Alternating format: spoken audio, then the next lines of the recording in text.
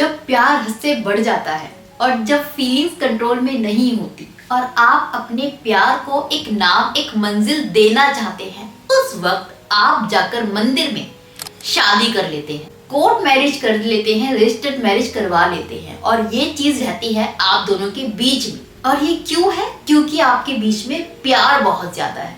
या तो आप ऐसा कर चुके हैं या फिर ऐसा करने वाले हैं। और अगर आप करने वाले हैं तो इस वीडियो को अंत तक जरूर देखिए, क्योंकि आज मैं आपके बारे में ही कुछ खास बातें बताने वाली हूँ इस वीडियो में। शुरू करते हैं वीडियो। देखिए माय फ्रेंड, जब आपको प्यार होता है ना, तो शुरू के जो 6 महीने होते हैं तब प्यार सबसे ज्यादा गहरा होता है और बहुत ज्यादा उसमें अपनापन होता है।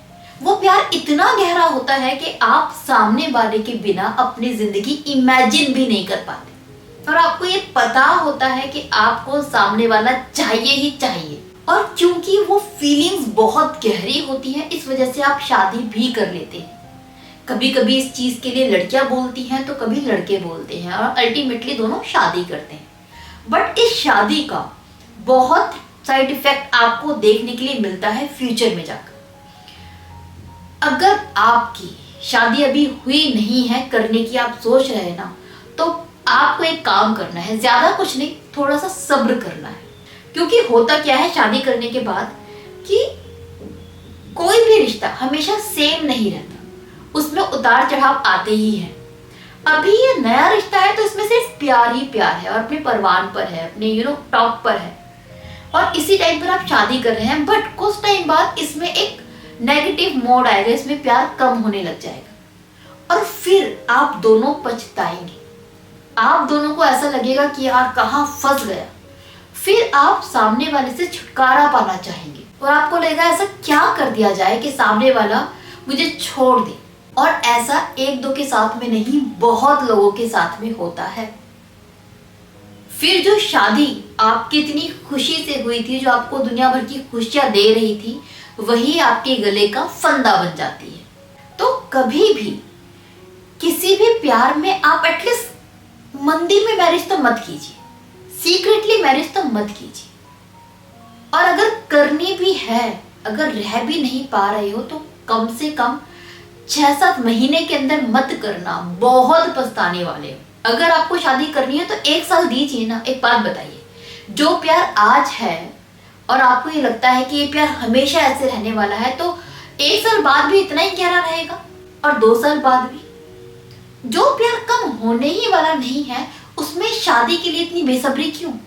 बेसब्री वहां पर होती है जहां पर आपको सामने वाले को खोने का डर होता है। और अगर आप ये सोचते हैं कि हाँ भाई मैम, हमें तो डर है कि सामने वाला कहीं हमें छोड़ ना दे, इसलिए हम चाहते हैं कि उसको रिश्ते में बांध लें ताकि छोड़ के ना जाए, तो यहाँ पर आप अगेन गलत हैं। देखिए, इस दुनिया में ना कोई भी किसी को जबरदस्ती रोक नहीं सकता और शादी भी किसी को रोकती नहीं है। आप जमाने के साथ में अगर उनके सामने शादी करते हैं तो शायद आपका पार्टनर रुक जाए। वो जो पार्टनर शादी के बाद अपना रिश्ता निभाते हैं, शादी का जो डिवोर्स नहीं लेते हैं, वो डिवोर्स समाज की वजह से नहीं लेते, क्योंकि उनके ऊपर समाज का प्रेशर होता है।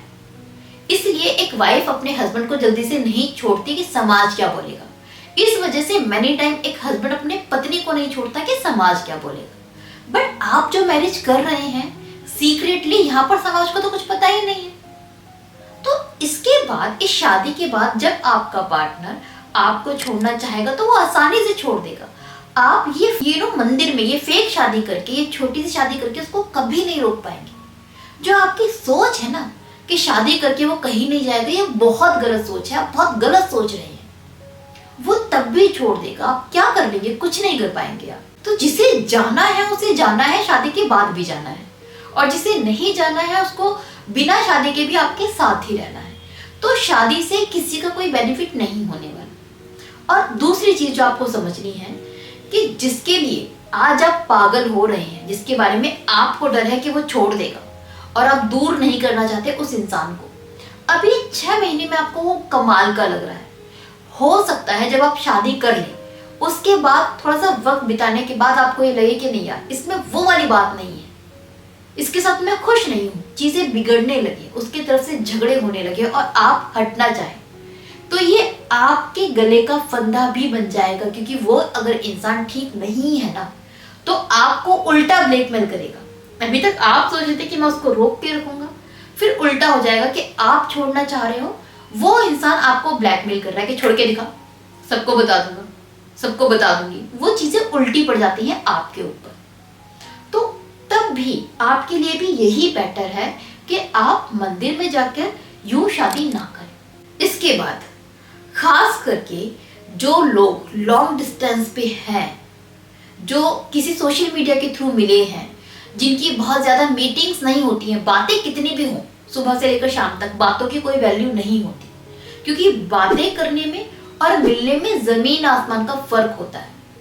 अगर आप सुबह शाम बातें करते हैं, एक दूसरे के प्यार में पागल है, तो ये शादी कभी मत करना। आप कभी किसी इंसान को सिर्फ बातों से नहीं जान सकते, जानने के लिए उससे मिलना जरूरी है। और ये मैं इसलिए समझा रही हूँ क्योंकि मेरे ऐसे काफी सारे क्लाइंट्स हैं जिन्होंने शादी कर ली और उसके बाद अब वो पछता रहे हैं। वो शादी से निकलना चाहते हैं लेकिन निकल नहीं पा रहे, क्योंकि वो मोमेंटरी क्रेज था, वो शुरू का प्यार था कि शादी कर ली थी, वो समझदारी नहीं थी। सो ये गलतियां आप प्लीज ना करें। आई एम श्योर आप जब प्यार में होते हैं ना, अगर आप प्यार में हैं और ये वीडियो देख रहे हैं, तो आप हर एक चीज को झुटला दोगे। आपको लगेगा नहीं यार, हमारा प्यार ऐसा नहीं है, हम ऐसे नहीं है, हम तो सच में प्यार करते हैं, मेरी वाली तो बहुत कमाल की है, मेरी वाली अलग है ना, वो वाला अलग आपके दिमाग में भी चल रहा होगा। बट किसी की कोई अलग नहीं होती, सेम लड़कियां एक से ही होती हैं, सेम लड़के एक से ही होते हैं, सबका प्यार एक से ही होता है। शुरू में एकदम रॉकेट की तरह ऊपर जाता है, फिर एकदम नीचे आता है। और अगर इतना ही भरोसा है आपको अपने प्यार पे, तो शादी मत कीजिए। अगर ये रिश्ता चलना ही होगा तो आपके बिना शादी के भी चलेगा। मेनी टाइम लोग ऐसा भी करते हैं कि आपका यूज करना चाहते हैं।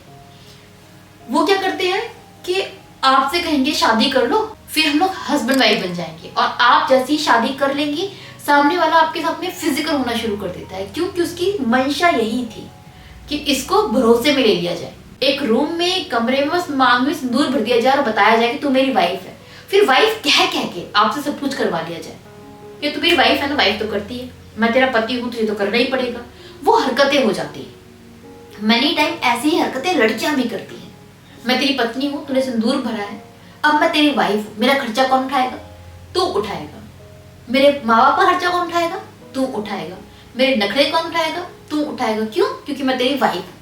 तो ये वाइफ की जब आप शादी कर लेते हो ना 6-7 महीनों में, बिना सामने वाले को जाने हुए, सिर्फ अट्रैक्शन की वजह से, तो इस शादी में आपको बहुत पछताना पड़ता है।